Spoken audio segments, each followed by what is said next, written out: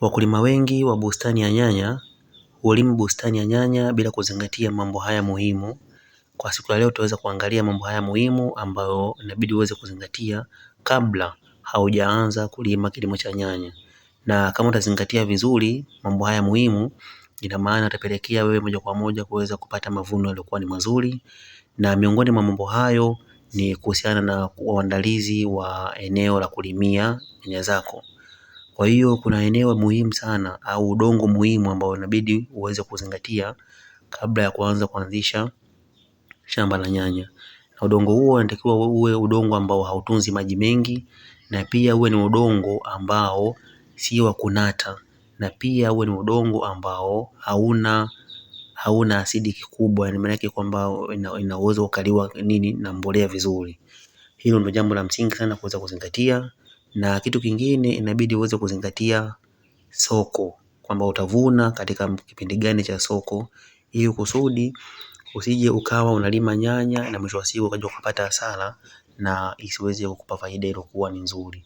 Kwa hiyo ndugu mtazamaji, inabidi uweze kabla hujalima uweze kujua kwamba nyanya zako unalima na utavuna kwa muda gani. Tunasema kwamba ili uweze kupata soko lazima soko lako uweze kulikadiria miezi mitatu kabla ya kuweza kupanda nyanya. Ina maana nyanya zako utakapotoa kwenye kitalu zitakaa siku 90 ndio utaweza kuvuna. Kwa hiyo inabidi uweze kuangalia, je, ndani ya siku 90 hizo utakuwa umepata soko la uhakika au utakuwa unalima na kuja kuvunia katika muda ambao wakulima wengi wanakuwa wamevuna, na hii itakupelekea wewe kutokupata mafanikio uliokuwa umeweza kujiandaa. Na kitu kingine ndugu mtazamaji, kitu muhimu ambacho wakulima wengi wanashindwa kukitambua ni kuhusiana na aina ya nyanya. Yani wanapanda mbegu ya nyanya bila kujua aina gani ambayo inatakiwa waweze kupanda. Kuna aina kuu 3 za nyanya ambazo inabidi mbegu za nyanya inabidi uweze kupanda wanajua. Kuna nyanya za mviringo, kuna nyanya zingine zinakuwa ni ndefu, na kuna nyanya zingine ambazo zinakuwa ni nyembamba. Kwa hiyo kama unataka ulime nyanya lazima uweze kujua unatumia mbegu gani ya nyanya ambayo itakuja kukupa tunda la aina gani, na tunda hilo utakaolipata kulingana na soko lako ambalo tayari ushalijua kwamba utauzia sehemu fulani nyanya zako, itakupelekea wewe kuweza kupata faida na manufaa yaliokuwa ni mazuri. Kama nilivyoongea katika skrini yetu hapo, hiyo ni aina ya mbegu, ni mbegu ya kienyeji, sio mbegu ya kisasa. Ni mbegu ambayo inatoa nyanya ndogo ndogo, sio zile nyanya kubwa. Kwa hiyo kulingana na mkulima wetu huyu, ina maana kwamba yeye katika soko ambalo linamzunguka watu wengi sana wanapenda nyanya hizi ndogo ndogo kuliko nyanya kubwa.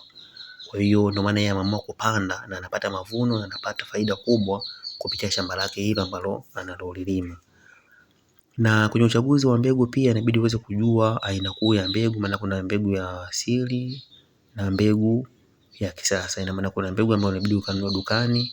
Hizi mbegu inaitwa F21, maana ni mbegu za asili za kisasa ambazo utanunua ili kusudi uweze kupanda nyanya zako. Na hizo mbegu za kisasa pia zipo za aina mbalimbali. Kuna mbegu ambazo za kisasa lakini zinatoa matunda ambayo ni ya mduara, matunda makubwa, na mbegu za kisasa zingine ambazo zinatoa matunda madogo kama unazozitazama katika skrini yako hiyo. Kwa hiyo kabla ya kuweza kulima nyanya zako lazima uweze kujua unatumia mbegu aina gani, kama ni ya kisasa au ni ya kienyeji, na pia kama ni mbegu ya kisasa ni aina gani ambayo utakayoitumia mbegu hiyo ya kisasa ambao utakusukuma wewe moja kwa moja uweze kupata mafanikio uliokuwa unatarajia. Na kitu kingine ambao wakulima wengi wanafanya bila kujua na inawapa hasara kubwa ni upatikanaji wa mbolea. Unalima shamba lakini haujui mbolea utapata katika kiwango gani au utapatia wapi mbolea. Kwa hiyo kabla kuanza kulima jitahidi sana unapokuwa unafika hatua ya kuweza kuweka mbolea, inabidi uweze kuweka mbolea kwa wakati. Kwa maana ukiweka mbolea kwa wakati itakusaidia pia wewe kuweza kufanikiwa katika mavuno yako na katika kilimo chako. Kwa hiyo kuna mbolea aina mbalimbali ambazo inabidi uweze kuwa unaijua. Na mara nyingi sana kilimo cha nyanya unashauriwa kuweza kutumia mbolea ambayo imepimwa, maana kama mbolea dukani. Nenda dukani kanunue mbolea, ndio itakusaidia wewe katika kilimo cha nyanya na unaweza kupata mafanikio na kutimiza malengo yako. Kwa hiyo kuna mbolea kama NPK, kuna mbolea kama nyingine paki, mbolea nyingine kama urea, na kuna mbolea pia nyingine kama ya maji, kuna mbolea nyingine ya booster. Zote tu hizi ni aina mbalimbali za mbolea za nyanya ambazo unaweza kutumia ili kusudi kuweza kufanikiwa katika kilimo chako. Na kila mbolea ina wakati wake wa kuweza kuweka, na kila mbolea ina kipimo chake muhimu inabidi uweze kutumia ili kusudi kuweza kulima. Kwa kuna mbolea nyingine ambayo wenyewe ni booster, unapulizia ili kuweza kuboost nyanya zako ziweze kukua vizuri na ziweze kutoa matunda yaliyokuwa mazuri. Na kuna mbolea nyingine kama nyanya zikifika katika hatua kama unavyoona hiyo katika screen yako, kuna mbolea ambayo inabidi uweze kuweka ili kusudi iweze kuzaa vizuri na iweze kuwa katika mazingira yaliyokuwa ni mazuri.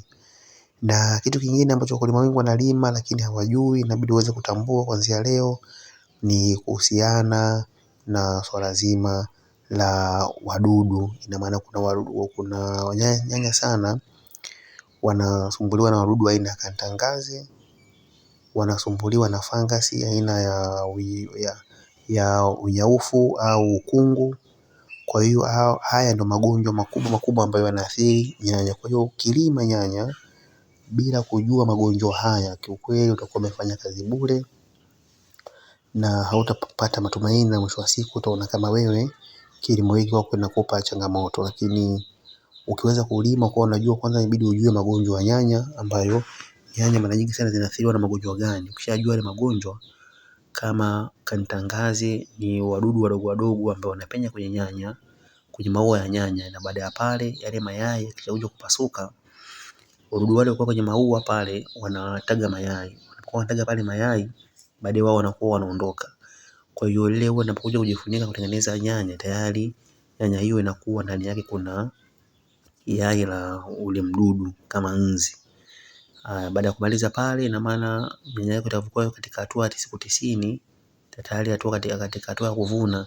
Tayari nyanya yako inavunwa, lakini inakuwa ina mdudu, ukipasua inakuwa tayari imeshaoza. Ina maana kwamba hiyo ndio inaitwa kantangazi, na ugonjwa huo ni hatari sana. Ukiingia katika nyanya yako hauwezi kupata chochote na utapata hasara kubwa sana. Kwa hiyo mtazamaji, inabidi vitu hivyo ndivyo muhimu sana kuweza kuvifahamu kabla hujaanzisha mradi wako wa kilimo cha nyanya. Na kitu kingine ndugu mtazamaji, ndio baada ya kujua magonjwa hayo na kuweza kujua dalili kwamba mche wako ukiuona katika hatua fulani, ujue hii tayari kantangazi imeanza kunishambulia. Na ukiona mti wako upo katika, au tunda lako au mche wako upo katika hatua fulani, dalili fulani, ujue tayari hapo umeongeza katika changamoto, kama umeongeza mbolea nyingi au ardhi hiyo ulioweka maana yake mbolea haishiki. Kuna dalili nyingine kama vile utakuta mti wako wa nyanya unakuwa umechoka kabisa, majani yamebadilisha majani yamekuwa ni ya njano. Ukiona dalili hiyo ya majani ya njano, chunguza sana katika shamba lako, huenda umeweka maji mengi, au umezidisha mbolea nyingi kwenye shamba lako, au mbolea unaweka ni mbolea ndogo sana, au wewe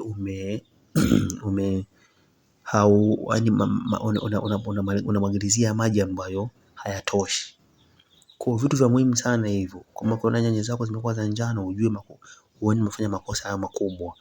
Mbolea umeweka mbolea nyingi au mpunguza mbolea, maji ni mengi shambani au maji ni madogo, ndio dalili kubwa ambazo utajua kama nyanya zako zinakuwa ni za njano, au tayari kuna ugonjwa umeshaingia wa unyaufu au ugonjwa wa ukungu. Kwa hiyo ni vitu vya muhimu sana kuweza kujua ili kusudi kuweza kuchukua hatua muhimu. Na kitu kingine ndugu mtazamaji, ambacho kinawasumbua sana wakulima wengi na wanaanza kulima bila kutambua kitu kama hiki, ni kuhusiana na swala zima la kupalilia nyanya zako. Kwa watu wengi unakuta shamba lake linakuwa ni chafu, shamba linakuwa limejaa majani, shamba linakuwa limejaa majani, limejaa magugu, limejaa nini. Ina maana inapelekea pia hata nyanya zake kushambuliwa na wadudu, kushambuliwa na magonjwa kulingana na uchafu, ameshindwa kutunza vizuri shamba lake.